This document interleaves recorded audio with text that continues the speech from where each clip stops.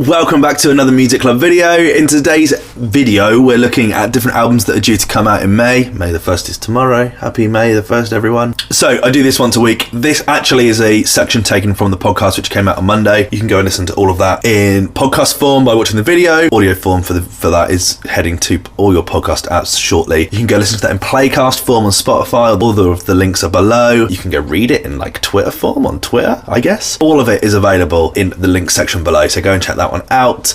But enjoy. This video is all the albums that are due to come out in May 2020. Well, welcome back to another episode of Music Club FM. This week we're going straight into new music from the 1975. We know my opinions on this album. If you've been following this, then you know my opinions on where they've been out of the last couple of years. But this record here is absolutely the summer anthem. This is 2020 in music. This is the incredible If You're Too Shy, Let Me Know by the 1975.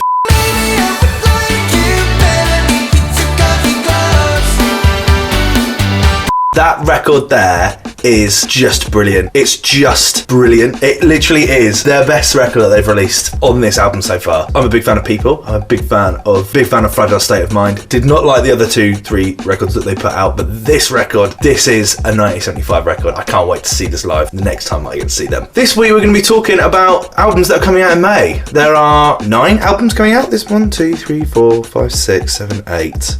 8 albums that are due to come out this month that are of interest. We're going to be playing 6 records from those 8. First one there, obviously, finally, after months and months and months of delay, we are finally getting the Notes on a Conditional Form album by the 1975. A year later than it was supposed to come out, I think. And that record is just an absolute monster. That comes out on the 22nd of May. I will be listening to that one. I'm sure we'll be playing more music by them over the next couple of weeks. But moving into another band that I think have been listening to the 1975, especially with this record, is The Killers. Now, Killers released Hot Fuss, in 2004, 3, something like that. And it was massive. It was like the biggest record ever. It's a lot of people's favourite album of all time. I saw them headline Reading and Leeds in 2008 on a Saturday alongside Metallica and Rage Against the Machine. It was a monster of a year that year.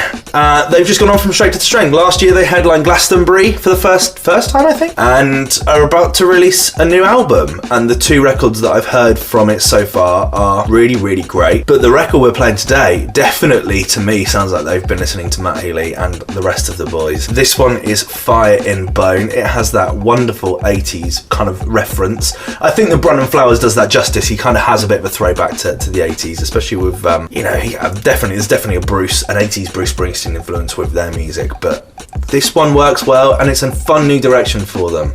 So I had to follow up If You're Too Shy with this. This is Fire in Bone by The Killers.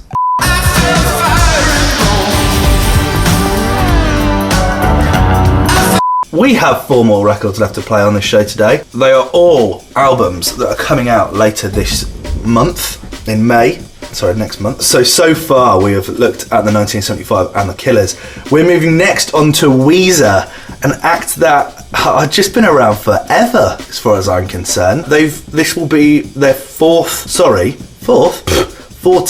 album, Van Weezer, due out on the 15th of May. I mean, it looks to me like Weezer are a band that just kind of like to take the a bit and have a bit of a laugh. I don't think this is any exception, really, if I'm honest with you. This seems to me like they've decided they want to make a hair metal album, and so they've gone and made a hair metal album. Last year, of course, they covered Toto's Africa, and then Toto covered Hashpipe. Or was it Buddy Holly? I think it was Hashpipe, which is hilarious.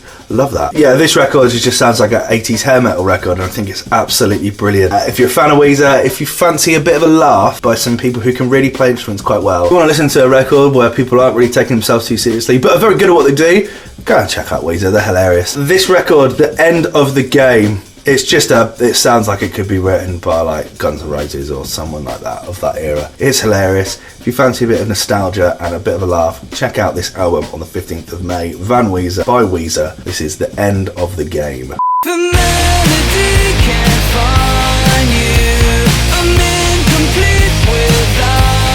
The next record that I want to talk about is the return of an artist that I haven't seen in a long time. When was the last time we saw Jack Garratt? Like 16? No, I reckon it was before then. Could have been 2016. Anyway, he released his debut album and I really liked it. It was a wonderful blend of people that are singer-songwriters but really good producers as well, and Jack Garratt certainly falls into that category. He is a singer-songwriter. I think if he just had a guitar, he would sound like every other singer-songwriter, but he knows how to use a synthesizer, he likes drum programming, he can make really good electronic music as well.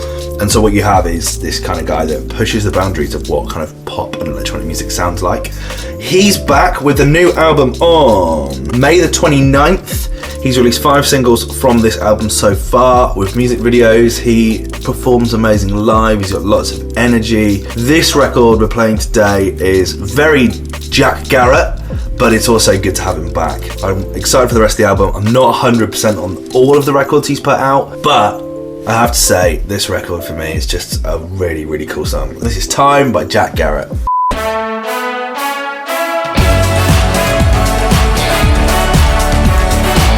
And an album that's due to come out on May the 8th. May the 8th. Wow, that's not too far away, is it? We've got 2 albums coming out on May the 8th. We have The Naked and Famous and their album Recover. Haven't seen them for a while. Was going to put a song on there. I have to say, out of everything I've heard so far, I've not been the biggest fan. An album that is coming out on May the 8th that I am excited for is the debut album from Hayley Williams, the first solo project she's put out. She's the lead singer of course, of Paramore. Her debut album, Petals for Armour, is coming out then on May the 8th. This record we're playing today is the first I've heard from it. I did listen to loads of her stuff the other day, and what a difference she's making. This sounds like it's going to be like a Radiohead record. It doesn't sound like it's going to be that kind of commercially pop punk emo band that was so famous for so long. This sounds dark, it sounds scary, it sounds left of the field. I'm really excited for this album. I think she's an incredible artist, and this sounds like so far removed from Paramore. I guess it has some of the kind of haunting sounds that they brought, but it's really, really stepping that game up. So very potentially could be one of the albums of the year. So very, very excited for that. May the 8th. So next Friday we see the debut album from Hayley Williams, Petals for Armour. This record we're playing today is just brilliant. It's incredible. Simmer. Gotta simmer, simmer, simmer, simmer, simmer down. The other record that's coming out that I wanted to talk about, we're not going to play a record from it, but I just want to talk about it, is Thomas Wesley, aka Diplo, is putting out a country record called Snake Oil. Comes out on May the 29th. I don't think it's going to be one that I'm going to be particularly excited to check out, but I will listen to it once just to see what it's like. He's put out a record with the Jonas Brothers. He's a guy that never stops, Diplo, and I think what's happened in country music, Lil Nas X last year took commercial hip-hop and put it into the country chart, and I think everyone else has just realised how big the country chart is in America, finally. Country and Western is like pop number 2. It's just colossal. It's colossal. It is a titan. And most of the time we don't talk about it because people don't really leave that genre. Taylor Swift left country to make pop music, but most people make country and stay making country music, and it is just so followed. It's just vast. I think what you'll start to see now, and we're already starting to see that, but I was having a conversation with someone who could tell it last year, what you'll start to see, and what we are now seeing, is American pop music trying to capitalise on that country market. And we're seeing that with Gaga, less so with her latest stuff, but we saw that with her last album. We're seeing that with Bieber. I would imagine Miley Cyrus will return to that. Those kind of massive pop stars, I feel, will try and tackle that country bandwagon. I just saw Gary Vee talk about it the other day with Jessie Reyez, like, you've got to with it and then just go and collaborate with a country star, and there's a whole new audience that you'll bridge into. I think we'll see a lot more of that. This for me is exactly what that is. I think Diplo is someone that's always worked with people that interest him, and I think he's just gone, right, I'm going to make a country record. He also wants that country money. That comes out on May the 29th. Go and check that one out. Odd. Didn't fit into this playlist, so it's not here. However, we are finishing today off with an artist that I have been a fan of for a long time. Moses Sumney. I was watching Westworld the other day. I don't know if you watch Westworld. It's very, very, very good show. Very complicated. And what they do on Westworld is that they take popular songs and they give it like a twist. So in the first series, which was all based in the Wild West, they did like Wild West versions of famous records. And then last year when they went to Shogun World, they did like Paint It Black by the Rolling Stones, but on a Japanese koto. It was really, really cool. This year they're in like Modern World, spoiler alert by the way, they're in like the real world, and they're playing like Hans Zimmer style cinematic music. And they were playing this record and I recognised that a lot. And it turned out to be Moses Sumney, who we're going to talk about now. Moses Sumney is an artist that I think he's incredible. He's really, really versatile, makes kind of genreless music. Soul, maybe you would call it. Gospel-ish. He's releasing his 2-part album this year. Part 1's already out, I didn't realise, but part 2 comes out on the 15th of May. It's called Grey or Gru. Gra. There we go. This record we're playing today is the only part taken from part 2. It's also a wonderful record. A really, really, really good way to send out the show this week. Just really he's so evocative and emotive in his delivery.